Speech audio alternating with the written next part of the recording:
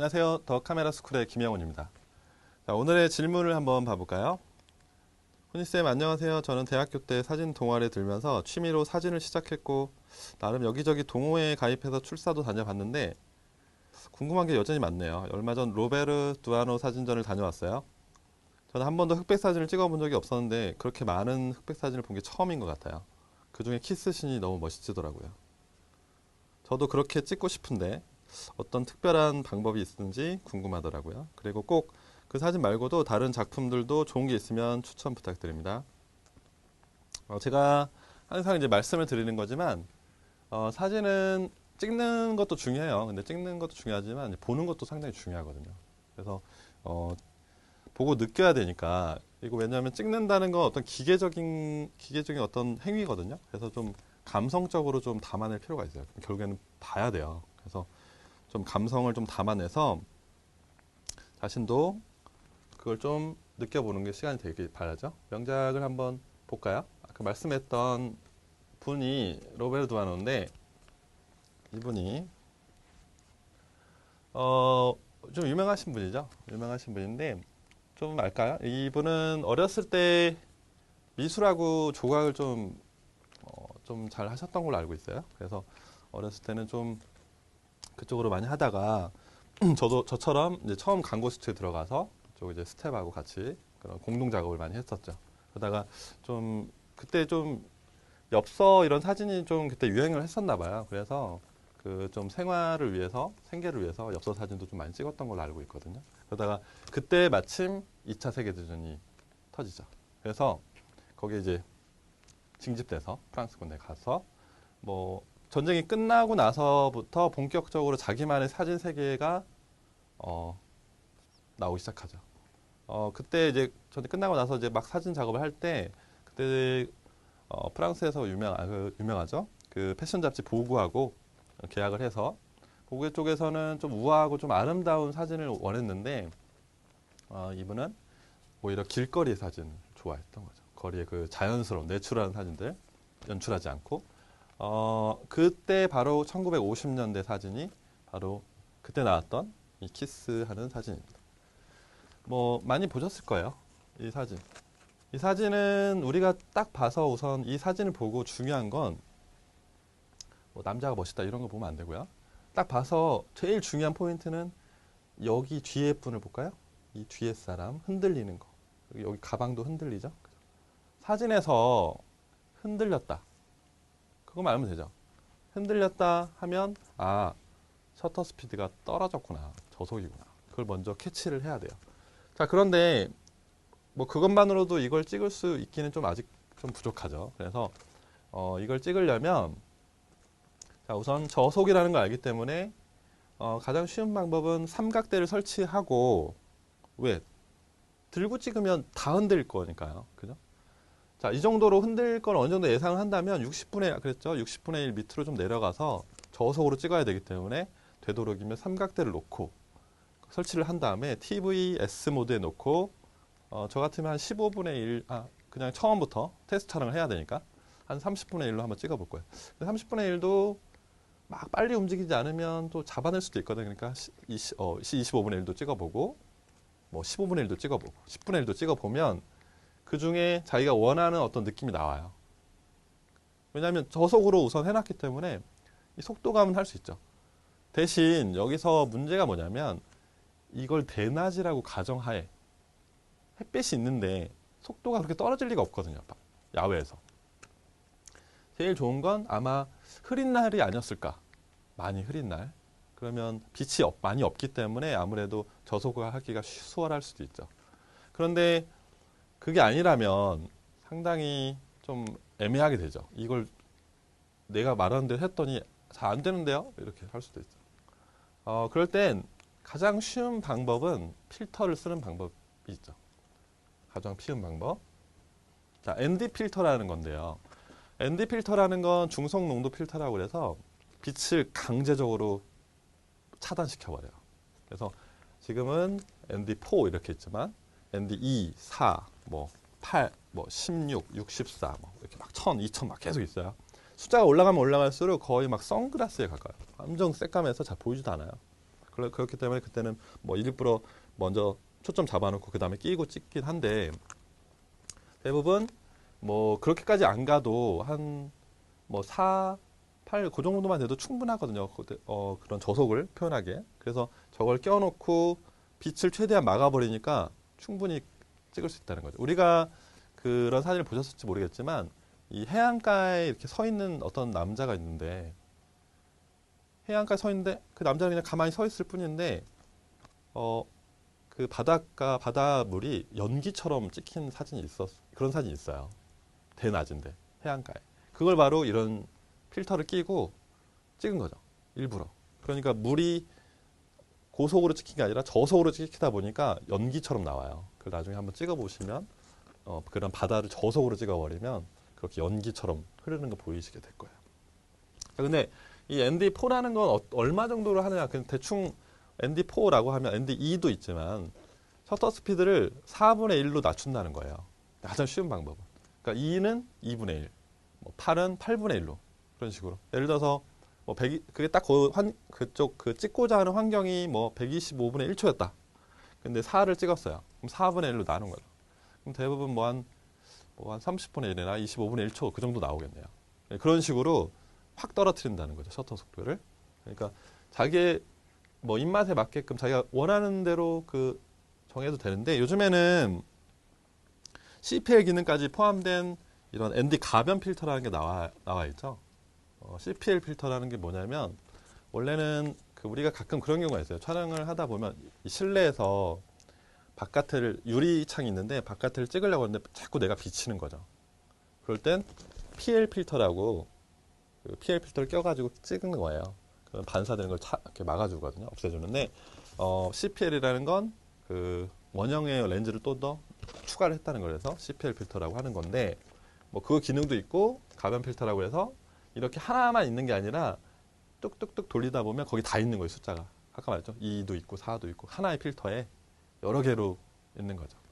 그래서 그런 필터도 있으니까 그런 필터도 한번. 근데 개인적으로 아까의 이런 사진은 이렇게까지 뭐 1000, 8 이렇게까지 안 해도 될 거예요. 왜냐면 그 필터 없이도 충분히 할 수 있는 게 뭐냐면 만약에 이걸 연출해서 찍고 싶은 거잖아요. 그죠? 그러면 해가 어느 정도 떨어질 때까지 기다리는 거죠. 해가 어느 정도 약간 질 때쯤. 그러면 삼각대 세워놓고 야 거기 둘이 친구 이제 뭐 커플이라 그러면 거기서 잠깐 있어봐. 그리고 1초만 잠깐 가만히 있어봐. 키스한 상태로. 그리고 초점 맞춰서 해가 거의 이게 많이 떨어질 때쯤 찍으면 이런 효과가 나와요. 이런 효과가 나와. 그러니까 그 주인공만 잠깐만 멈춰 있으면 손쉽게 찍을 수 있어요. 해가 약간 질 때쯤. 막 뒤에서 좀 더 빨리 움직이는 거라면 더 흐림 효과가 더 크겠죠. 근데 조금 천천히 움직이면 약간 흐림 효과가 있고 그거고. 그러니까 그거는 포토그래퍼가 자기가 원하는 어떤 그 표현이 나올 때까지는 찍어봐야겠죠. 여러 단계로. 그렇기 때문에 ND 필터를 사용하든 아니면 그렇게 해가 좀 질 때쯤 찍어보는 것도 나쁘지 않다. 그거죠. 다음 사진 한번 볼까요? 이분은 엘리어트 어윗이라는 분인데요. 상당히 유쾌한 사진을 많이 찍는 분으로 유명해요. 그래서 좀 재미난 사진들을 많이 연출하는 걸로 유명하죠. 그래서 이 사진은 왜 보여드리면 실루엣 느낌을 좀 보여드리려고 한 건데 좀 유명하죠. 이 사진도. 그러니까 뭐 여기 연인이 있는데 막 우산이 막 뒤집어져가지고 비바람이 많이 하고 있나 보죠. 실루엣 촬영의 가장 핵심은 역광입니다. 역광. 솔직히 그것만 알면 돼요. 그러니까 뒤에서 오고 있다고. 지금은 만약에 비가 와서 예를 들어서 이거 정확히 모르겠지만 해가 없다. 근데 낮일 거 아니에요. 그래도 해가 없다고 해서 역광이 없다고 하기는 좀 그래요. 왜냐하면 하늘이라는 건 천공광이라고 또 있어요. 따로. 태양광이 아니라. 그래서 천공광과 태양광이 같이 들어오는 거 우리가 느끼는 거지만 원래 해가 없어도 밝잖아요. 그죠? 무슨 배가가 아니기 때문에. 그래서 뒤에서 역광의 흐름을 알 수 있다는 건 뭐 이런 데 보면 그림자가 있어요. 잠시. 여기 보면 그림자가 비치고 있다는 거죠. 밑에 보면. 그래서 그리고 또 이쪽에 보면 뭐 정확히는 모르겠지만 이쪽에 아무래도 이 뒤에보단 요 앞이 뭐 건물도 있고 뭐 지붕이 있다 그러면 더 어두울 거예요. 이쪽이. 이쪽 인물이 있는 장소가. 그러면 이게 더 이 실루엣 효과가 더 극대화되죠.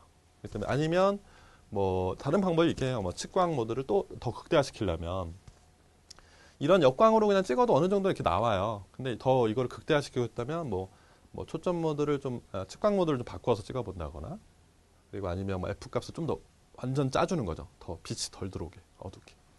그러면 어차피 뒤에는 계속 밝은 느낌이 있기 때문에 짜주면 뭐 좀 같이 어두워지긴 하겠지만 여긴 더 어두워지겠죠. 그죠? 그렇기 때문에 효과는 좀 더 낼 수 있다는 거죠. 그러니까 그렇게 실루엣 촬영이 어렵진 않다. 찍어보고 뭐 사진을 좀 많이 보는 것도 나쁘진 않아요. 이분 사진도. 이분은 풍경 사진의 대가 앤셀 애덤스입니다. 상당히 유명한 분이시죠. 이분은 우리가 이제 풍경 사진이라고 그러면 거의 그냥 칼라에서 익숙해져 있는데 사진 자체를 모든 거의 대부분의 사진을 흑백으로 찍으면서도 웅장한 거 그리고 굳이 풍경 사진에 꼭 색이 없어도 되는구나 이런 걸 느끼게 해주는 거죠. 상당히 멋진 사진을 많이 나왔는데요. 그래서 이제 우리가 이제 풍경 사진을 찍을 때마다 항상 느끼는 거지만 이런 좋은 위치를 정하려고 노력을 해야 된다는 거예요. 물론 우연히 가다가 여기 좋겠다 여기서 설치를 할 수 있겠지만 대부분은 많이 그런 수고를 해야 된다는 거죠. 특히 풍경사진 찍을 때는 좋은 구도, 좋은 위치를 선점하기 위해서는 그때 또 풍경사진 때 말씀을 드렸다시피 이런 좋은 어느 정도 자기의 노력이 있어야 된다는 거죠. 그래서 자 중요한 건 여기서 잘 봐야 될 부분은 이분이 찍는 카메라를 잘 볼 필요가 있어요. 자, 이걸 이제 대형 뷰 카메라라고 그러는데 우리가 들고 찍는 일반적인 게 아니죠. 이거는 뭐냐면 이 카메라는 아까 말했지만 뭐 그 A 모드에서 말했지 뭐 32, 22로 끝나는 게 아니라 64까지 막 올라가요. 그래서 저기 보시면 이 호수나 이 물줄기나 이런 뒤에 있는 산 꼭대기 같은 부분들이 전체적으로 생생하게 잘 표현이 되는 거죠. 아까 그랬죠. F 값이 너무 내려가면 아웃포커싱이 너무 잘 되니까 이쪽에 만약 초점을 이쪽에 맞췄다. 그럼 여기는 약간 흐리게 나올 거 아니에요. 그죠? 근데 F 값이 너무 높으니까 너무 광활하니까 여기도 그렇고 여기도 그렇고 다 표현이 된다는 거죠. 생생하게. 그래서 이 대형 카메라를 쓰는 거예요. 근데 우리가 일반적으로 갖고 다니는 그 카메라들은 거의 사용하기 이렇게 표현하기 힘들죠. 아무래도 숫자가 한계가 있으니까. 그렇죠? 그러니까 이런 이 섬세한 표현력을 위해선 대형 카메라. 저도 이제 대형 카메라를 썼었는데 커머셜 때 이 대형 카메라 쓰는 풍경 사진도 많이 써요, 솔직히. 근데 커머셜에서 이 대형 뷰 카메라를 쓰는 이유는 아까 좀 섬세한 표현력. 그래서 뭐 주얼리 촬영이나 그리고 뭐 아니면 요리, 음식 촬영 그리고 뭐 건축 이런 거 찍을 때도 하는데 이게 대형 카메라가 별거 아닌 것처럼 보여도 이 렌즈 안에 다 들어가 있어요. 렌즈에 뭐 조리개, 셔터 렌즈에 다 있고 렌즈 딱 빼면 그냥 통이에요. 아무것도 없어요. 근데 이거를 다 조율을 할 줄 알아야 돼요. 스스로. 포토그래퍼가 이 각도, 틸트 뭐 이런 게 있거든요. 그런 걸 조율을 하는데 저도 커머셜 들어가서 이 카메라를 거의 마지막 단계에 잡아요. 그러니까 막 조수 생활을 오래 하다가 몇 번 하다가 뭐 중앙 카메라 만져보고 그다음에 마지막 단계에 대형 카메라 만질 수 있는 거죠. 그래서 그때는 좀 정말 열심히 했거든요.